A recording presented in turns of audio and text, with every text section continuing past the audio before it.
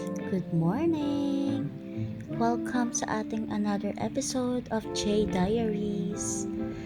And for today's video, pupunta tayo sa ating part-time job sa Tratinska. So, meron ako doon isang apartment na lilinisan.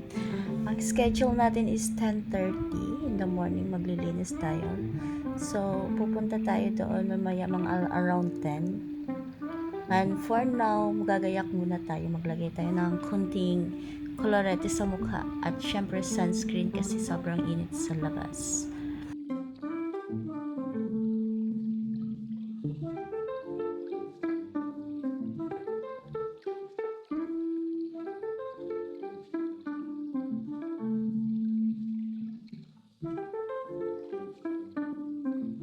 So, eto pala guys, matagal ko na din naman siyang ginagawa. But, etong apartment is parang pangalawa ko lang siyang puntahan. Pangalawang beses ko lang siyang maglinisan. So, hindi kasi ako masyado naglilinis ng apartment. Mostly, nililinis ko is parang mga bahay, parang ganyan. Eto is parang yung narerentahan ba? So, yung sa booking, parang sa booking.com, ganyan. So, kinuha nila ako maglinis, mag part-time since wala naman tayong gagawin ngayong umaga kasi mamayang gabi pa naman yung duty ko.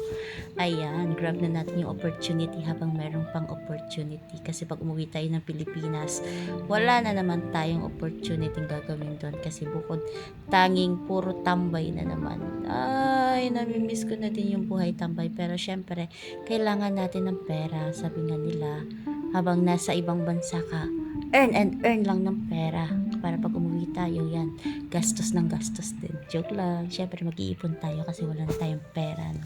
Hindi pwedeng laging maubos yung pera natin kasi ang hirap-hirap ng buhay. Akala mo ganun kadali mabuhay sa ibang bansa, hindi naman. Pero syempre na-enjoy ko naman siya, hindi naman yung super ba trabaho lang ng trabaho. Syempre, kailangan natin kahit pa paano mag-enjoy din.